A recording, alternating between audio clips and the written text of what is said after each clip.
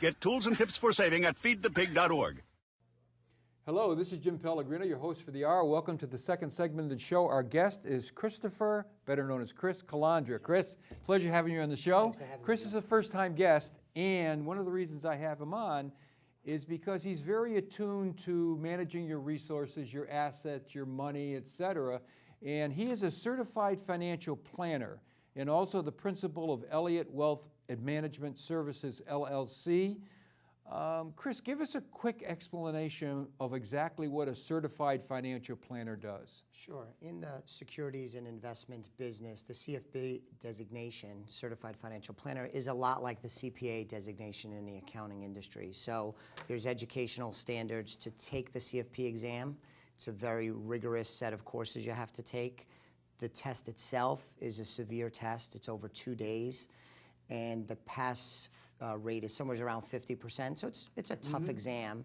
And then once you're a certified financial planner and you have the designation through the College for Financial Planning, you then have to adhere to a strict code of ethics. There's an educational component on an ongoing basis, as well as a due care. You have to treat the customer right kind of aspect of the designation. So it's a really difficult designation to get, but it's also pretty difficult to keep as well. So if I were a potential client of yours, Chris, why would I be coming to you?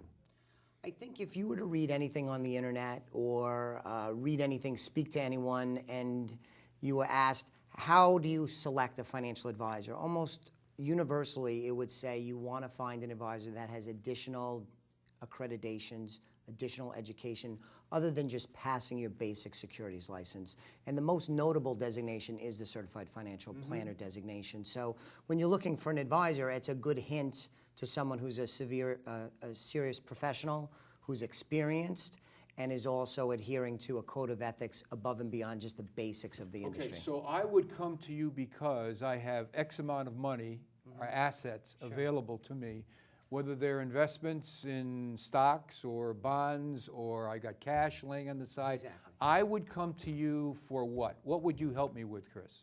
Yeah, it's very broad, but typically clients will come to a certified financial planner, an advisor, to work with one or more aspects of financial planning. That could be retirement planning, it could be insurance planning, could be college funding, could be insurance planning, things like life insurance, long-term care. So it's very, very broad.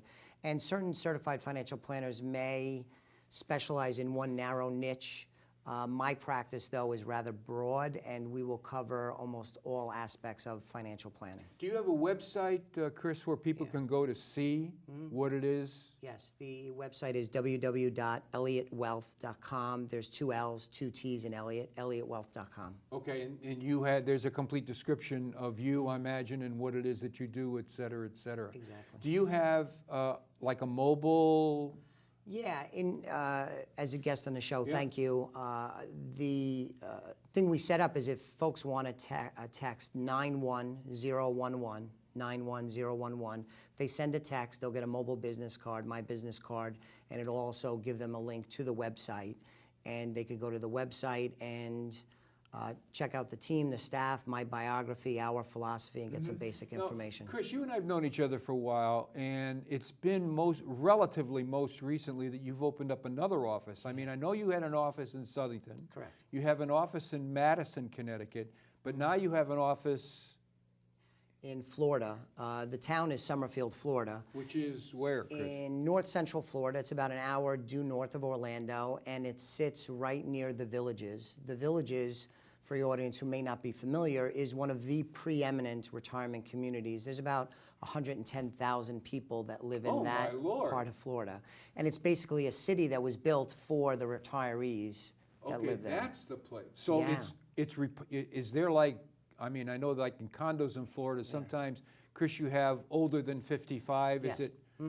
It's like that. It's just massive scale, and it's 110,000 people. yeah, and it's going to be going up to 150. And if you picture, Jim, on the property, there's a hospital, there's a VA, shopping, So it's like and a it's little all city golf in and of cart itself. accessible. It's all golf cart Actually, accessible. it's more than a little city because it's a combination of Meriden and Southington combined. Absolutely. So if these are all retired people, they're going there to retire to Florida because of the weather? What are they going there for nowadays? Yeah, obviously lots of people in certain parts of the country move to Florida, and they always have for the wonderful climate.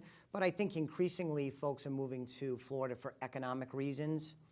That includes taxes, home values, and not just income taxes, but property taxes, car taxes, the whole range of what we would look at in retirement in terms of making your way financially. Well, I'll tell you what, Chris, financially. I've got a place in Florida, and I have to tell you that the number of people that I talk to in Florida now who are down there not as snowbirds, but who have left, pick a state, and they're going there because, my word, not yours, of the onerous taxation that they have.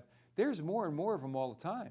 Absolutely. So you picked a good spot, Chris, to land. Yes, very much so. And that candidly was by design, because in looking at my practice in Connecticut, and I love Connecticut. Connecticut has been good to me and my family and my parents.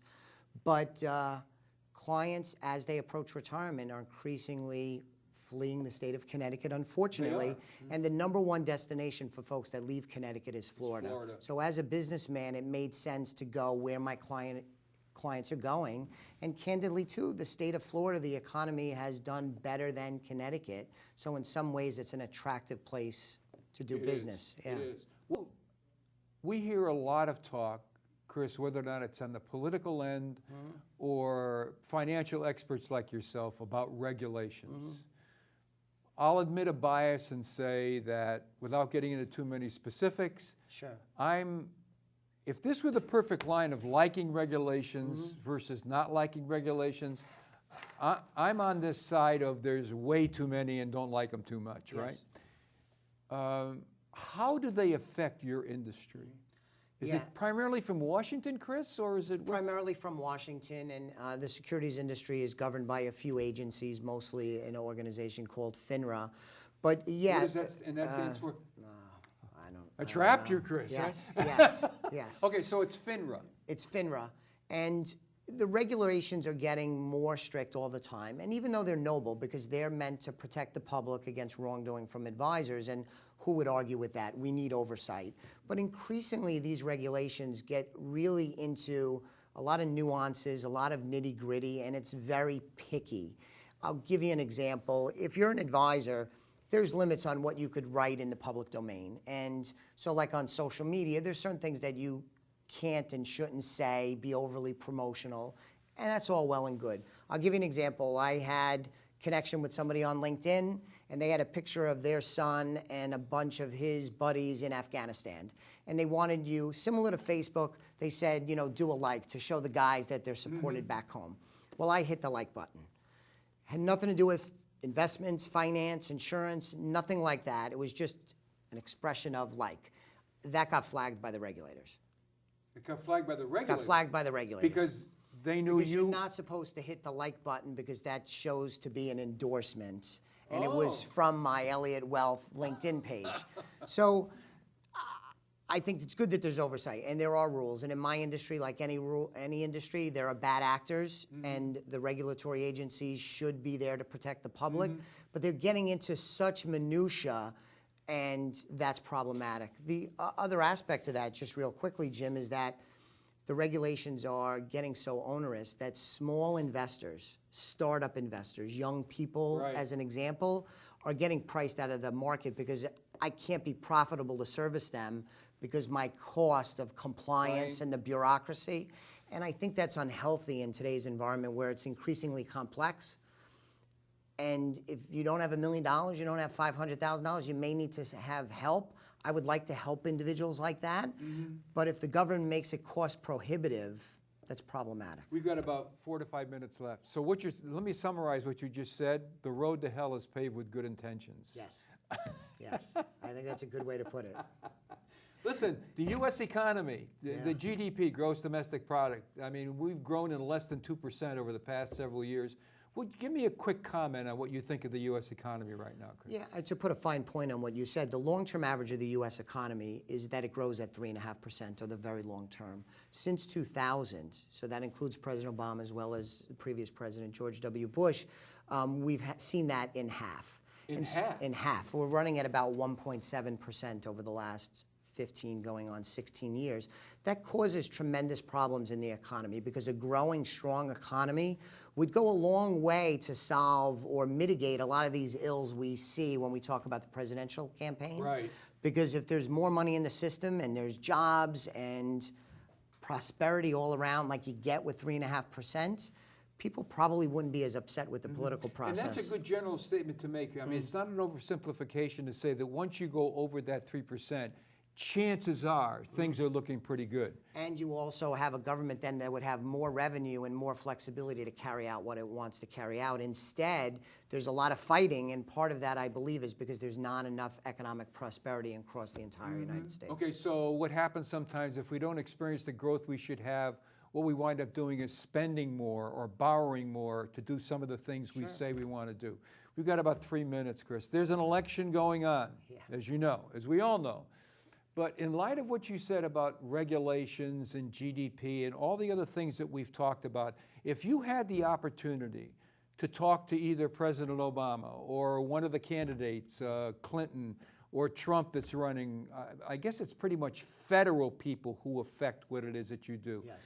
And I'll pick to be President Obama. I mean, why wouldn't I, Chris, right? So here we are sitting in your office. I said, Chris, tell me, just out of curiosity, if you had a couple of words to give me as advice for the candidates, what would they be in terms of making this economy stronger? I would say two quick things to President Obama. And number one would be we need regulation, but we have to be more smart about the regulation. So it's not just deregulation, Jim, because we need regulation, but smart regulation and cut through some of the red tape.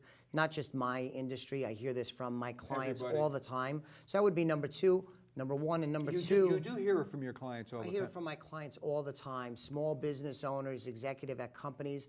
In some ways, almost even like the fun has gotten sucked out of business because you have to deal with so much bureaucracy that's nonsensical and really is not helping anyone. It's just rules for the sake of rules. Number two? Yeah, the second thing would be tax reform. Depending on where you want more taxes, less taxes, but the tax code is simply way too complex and it drowns and strangles innovation. And I would want to see corporate and personal tax reform, which you could debate the rates and how much revenue it's going to generate. That's a good debate. I'm talking about just making it simpler, easier, less complex. I think those two things would be great. So those are good messages to get out there, Chris. I think so. We've heard them from time to time from people, right, who are running for very high offices. Go from senators on up, right? And with about 45 seconds left, what do you think is the reason why those good messages, for whatever reason, don't get acted upon? Sure. I think just human nature is that if you want something to happen, you put forth a good effort to make it happen. If you want nothing to happen, you don't really have that same oomph and motivation. So all of the special interest and lobby and things go on, people that want to make stuff happen, I don't want anything to happen. And it tends not to be motivational. It's not a good soundbite. And I think just you get more of the status quo, which is what this election seems to be about. Chris, delight having you on the show as a first-time guest. We're going to have you back. I would love to. Keep up the good work. Thank you. And we'll be back with our next show.